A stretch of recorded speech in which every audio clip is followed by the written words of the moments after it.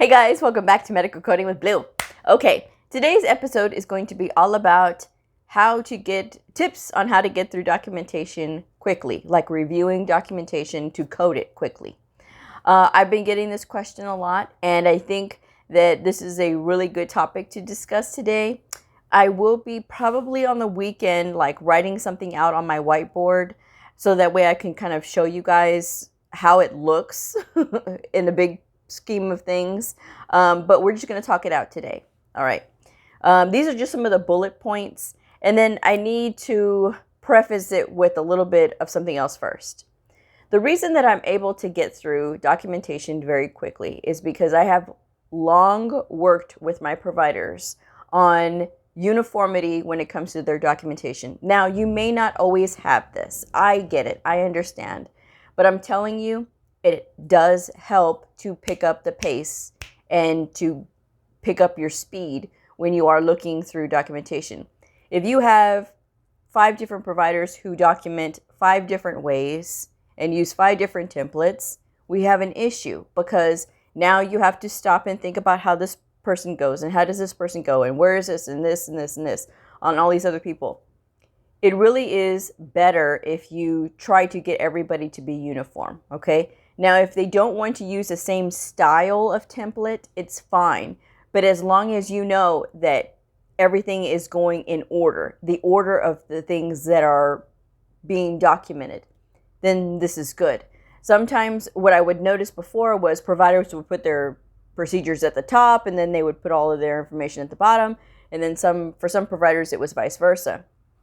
So trying to get everybody uniform will be the first step into getting more organization in your organization and then being able to get through the documentation much more quickly, okay? That's number 1. Number 2 is communicating with your providers. I talk about this all the time, and I know you guys are going to get tired of me harping on this, but it is true. The more you listen to them, talk to them, get to know them, the more you think like they think, okay? You can get in their head and think about how they're looking at this documentation.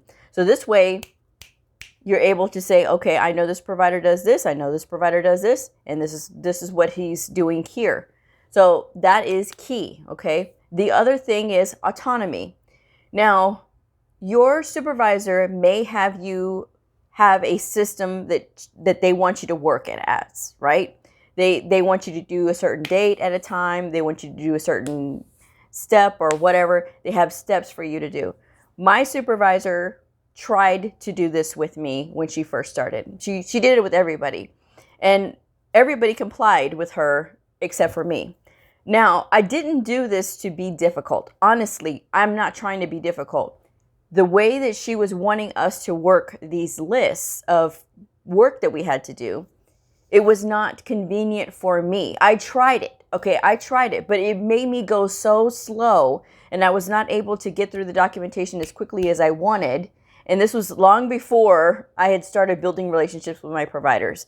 But if I'm not able to go through the documentation or work the cues the way that I want to work them, or the way that is more efficient for me, it slows me down. So it really is going to depend on the amount of autonomy that you get. I am very fortunate now that I have built that level of trust with my supervisor, that she knows, okay, I can trust her to do whatever she wants to do, but at the end of the day, she's getting everything done. So that I just had to get that all out before we start, okay? So before you say get to the point, I'm getting to the point. Whenever I look at a record, okay, whether it's an encounter or whatever, okay, I'm looking at an encounter, okay? And these are for regular office visits, okay? I'll talk about looking at procedure notes later, but I am talking right now about encounters that are in the clinic setting, okay, the outpatient clinic setting. I'm just getting more inspiration for other videos off this. Okay. All right. So I start off with the assessment and plan. I never start at the history and physical. The history and physical. I never start off with the history, ever. I always start off with the assessment and plan. I need to know what was the end result of this visit. Are they ordering additional workup? What was decided? What is the final diagnosis? I need to know this first. The reason that I need to know this first is because now I know what I'm looking for in this note. I know what in the history this has got to hit. I know I know if this is going to be a complex case. I know if this is going to be a detailed case. What am I looking at here? The more that I see that they had to, order medication, order additional workup, I know this is going to be a higher level on the evaluation and management side if that is what they're going to get, okay? Because sometimes if they decide to do a procedure, then it's going to completely change things.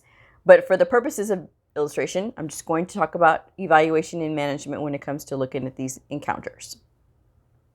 So I'm looking at this and I see their assessment plan, I see everything that's going on, and then I take this now that I know, I go up to the history and I start reviewing the history and I see how many points do they have in their history, how many points do they have in the review of systems, how many points do they have in the physical exam. This is where the templates, working with templates to make sure that everything is there, is really going to help. So I make sure that all of the necessary points that I need for whatever level I think it is going to be is there, okay? So I'm counting up everything to make sure everything's there. I look to see if the family history is there, past family, and social history, if all three are there, okay, if this is a new patient. And if they're all there, okay, then good. We got this, and we got this, and we got this, and we got this. Okay, so now I know we're looking at a level 4, okay, or if perhaps a level 5, depending if they're coding based on time or if this is a very complex case. So I'm looking for all of these clues, and as this is happening, I know what I'm looking for. I know what happened at the end. I know that I'm looking at this history, and I can see how many points I have. I can see that they have a complete, or if they're missing something, or if it's detailed or whatever. I know what level I can be looking at. Because I know that if this is a new patient, they have to have those 3, the past, family, social history, in order to have a complete history, right? So I know if one of those is missing, it's going to drop down to a lower level. And it's not going to matter how many review systems they have, how many physical exam points they have. If all of their history is not there, there's nothing that you can do. It has to lower to whatever level it's going to end up being, either a 2 or a 3. And so this is something that again, working with the templates really does help.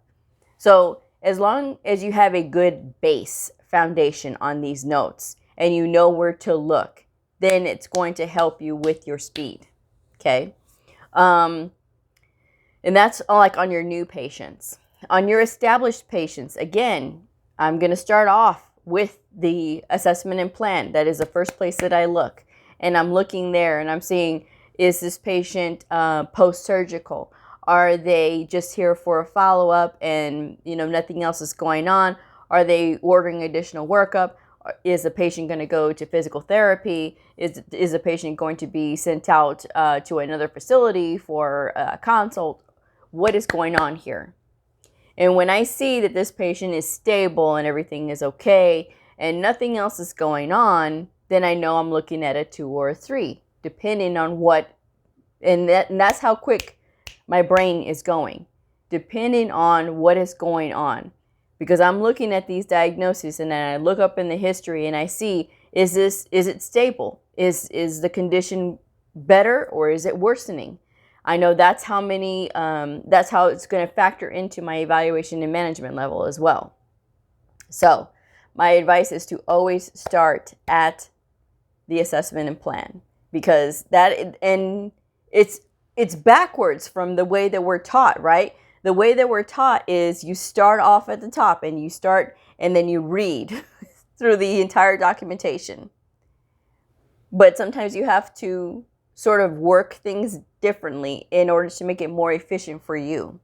Now, the way that I work my cues is how it is most, the thing that I work first is the things that are most pressing. That's where I look at first. If I can see that there's a lot of errors in whatever they've picked, or maybe they selected a quantity and they shouldn't have. It'll tell me, it'll alert me. It won't specifically say, but the way that my system is, it will let me know that there's edits. So I'm like, okay, then I know I need to hit these first. So I will look at all of my providers and I will see if there's a provider who has a lot of errors, and then I'll start with that provider. It does not matter if this provider is difficult or if they are very easy. I'm still going to look and see what the issue is, because usually I can tell right away what's going on here. It will either be by their code selection or it will be something in their documentation. So if it's something going on with their documentation, I'm going to look first and make a list of all the things that I need to touch on with them. I'm not going to go in with a fire hose approach and say, you need to fix all of this, because, Rome was not built in a day, okay? You have to work these things slowly. You can't just pounce on a provider and just expect them to be like, oh, okay. You have to work things in. And this is where building those relationships is really going to help you, because you need them to document fully. That's what you need. You need them to give you good, solid documentation, and then you can take care of the coding part. I always tell them all the time, I would love it if you guys would select the correct diagnosis all the time. But I understand that sometimes it is difficult. They forget and they don't remember and things like that. And I understand you're seeing patients all day, but just give me the documentation that I need. If you can give me the documentation that I need, then we're all good. There's no issue here, okay? But if it starts going haywire and I have to keep querying, that's what's going to slow me down. The key is not to be slowed down so that you have time to look for the other things that they're missing. Because sometimes they will miss picking up an E&M level, or they will, on the pre-selected evaluation and management levels, it'll be too low, or sometimes it'll be too high. It's just going to depend on what happened or whatever is going on with the system that day.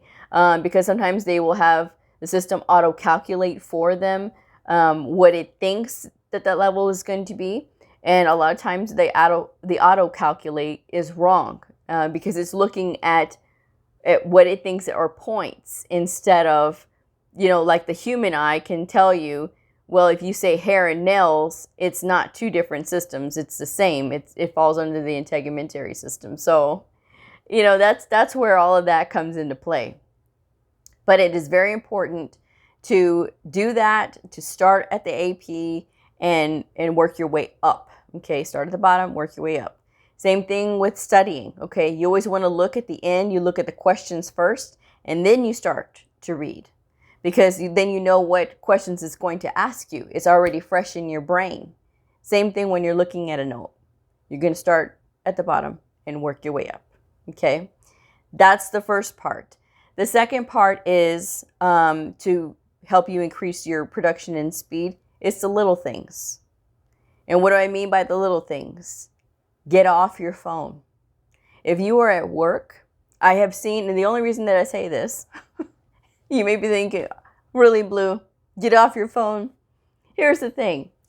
I have had coworkers. Remember, I worked in a tin can, okay? If you're new to my channel, I worked in a room full of 20 women, and I called it the tin can because it was we were packed in there like sardines. And we are no longer all together anymore, which I am very grateful for, because I love this big, brand new, beautiful hospital that we moved into once we got out of there. And I'm fine with that, okay? But the thing is, a lot of the girls would be complaining, I can't hit my quota. I can't hit my quota.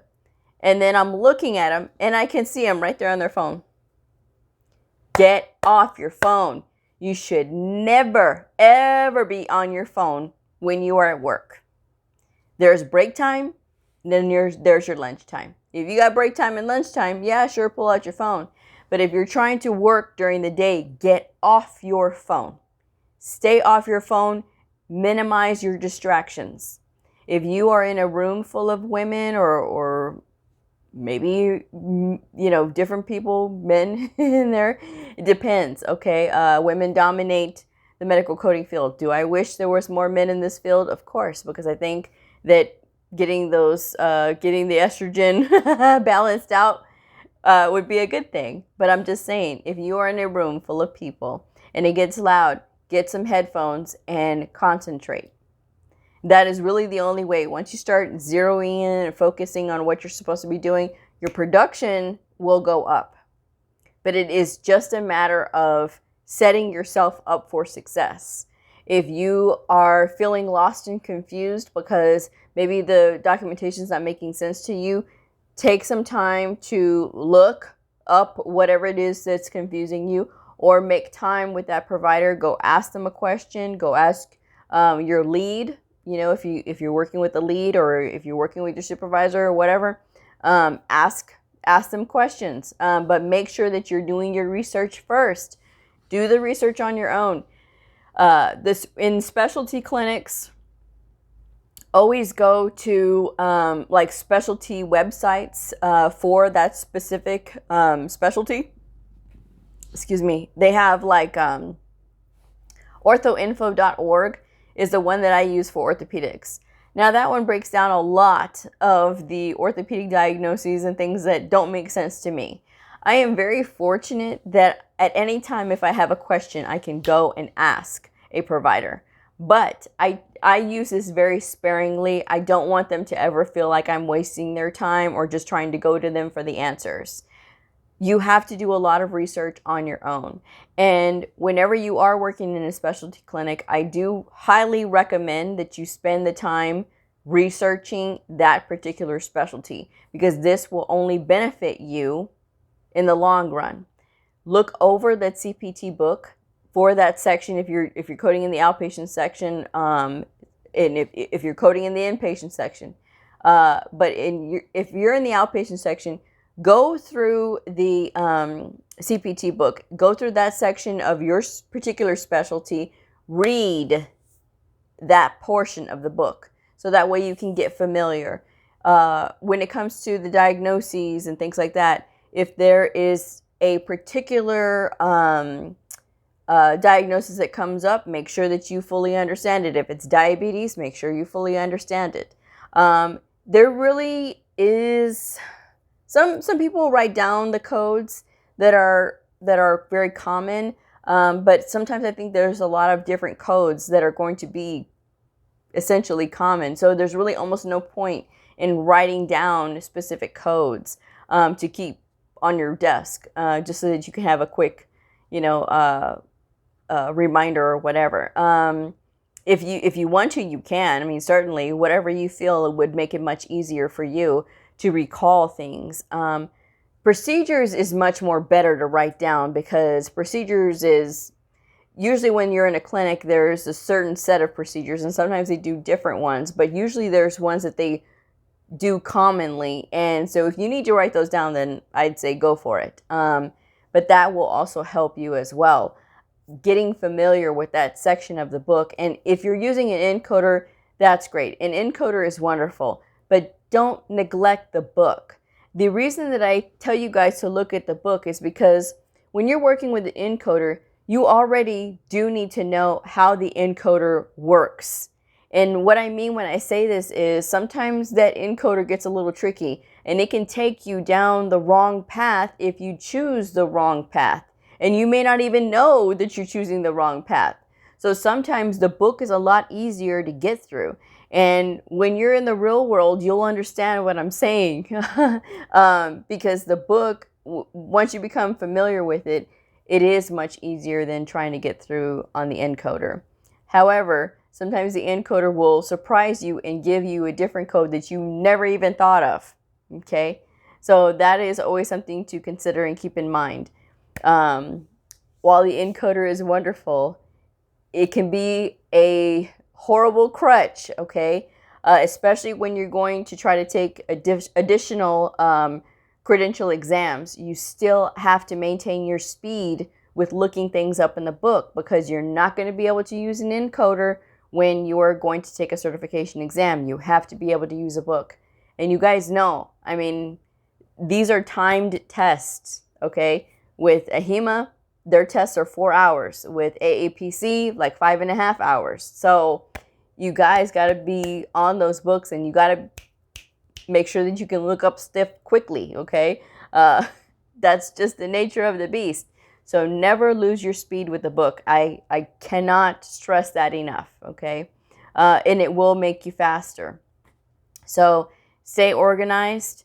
When you're working in your queues and you're using your lists, make sure you keep your lists in date order. That will really help you, especially if you need to keep up with your, like, however many that you're doing in a day. Although sometimes I really wish my supervisor would just pull the numbers because she can see how many encounters I'm touching. I shouldn't have to write it down, but they want their reports. So that's why I have to do it at the end of the day. But again, just getting used to the provider's documentation, you will start to see your speed pick up once you start getting used to it. Then you can start looking for the other little detail things, like, is the date on the encounter correct? You need to make sure that that's always compliant at all times as well. Looking for, for it to be signed off properly. There's just a bunch of the little detail things that also have to be looked at as well. And before you get overwhelmed, it is just part of it. It sounds like a lot because it's in the beginning, and after a while, it will become like second nature. So that's just my advice. So hopefully this has helped you. Like I said, set yourself up for success. Don't get distracted. And if you get hung up on a record, this is another thing too, before I close this out. If you get hung up on a record and you feel like it's taking you too much time, it is okay to put it to the side and come back to it, but come back to it later, okay? Because sometimes, we can get into this horrible hamster wheel of just, going around in circles. If that is happening to you, stop it before it gets out of control. Don't try to spend more than half an hour on a really hard one. I mean, if you're already at half hour, 20 minutes should be the max. But if you are at a half hour on a hard record, you need to take a break. Don't go past a half an hour trying to figure something out. Take a break, but come back to it so that you can get it completed. Don't get into that hamster wheel of only doing easy things or easy encounters or working through a provider who does everything correctly, just trying to hurry up. Work on the difficult ones because they won't get to the point where they're easier unless you start working with them. Okay, so don't be shy. Don't shy away from those things. Just my advice. So I'm going to go ahead and wrap this one up, but I will be back tomorrow, Friday, and Friday's episode will be study tips if you're taking the CCS, CCSP, or CCA, okay? So I'm going to go ahead and wrap this one up. But if you are a medical coder, a medical coding student, somebody curious about the fascinating world of medical coding, a provider or a nurse, I invite you to like and subscribe and follow me on my journey in medical coding. I will see y'all on the next episode. Bye!